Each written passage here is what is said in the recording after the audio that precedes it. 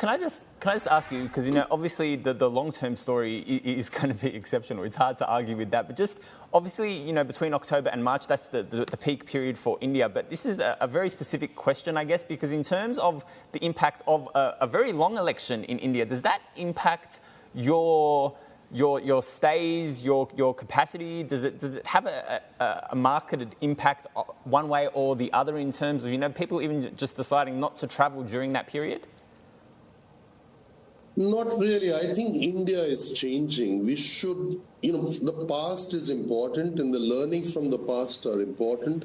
But today our portfolio is in 130 plus locations.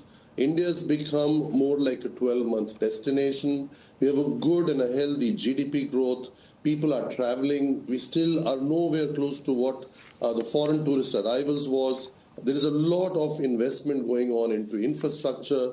So the India that we know from the past and the India that we have today and how the Indian subcontinent would look in 3 years from now is a completely different story. See, number of airports will cross 150. The 4-lane highways, the new ones, another 100,000 kilometers is expected to get built in the short term.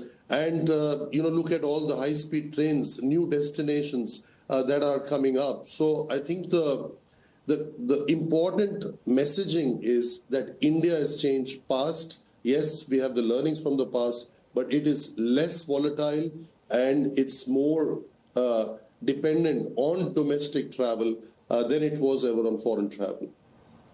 Now, you are paying a dividend this time around substantially higher than what the street was looking for as well. Is this something that you expect to continue in the future, more capital allocation back to investors? Because I can completely understand in terms of, the industry that you're in and how acquisitive that you are, you're obviously looking to expand via growth. So is this an aberrant dividend in terms of the increase, or is it just going to be the norm from now on? It's going to be a norm. Yesterday in the board meeting, our board approved of our new dividend policy, which is going to be 20% of the profit after tax on standalone or consolidated, whichever is higher. So that 1.75 that you are referring to comes to 20% of consolidated.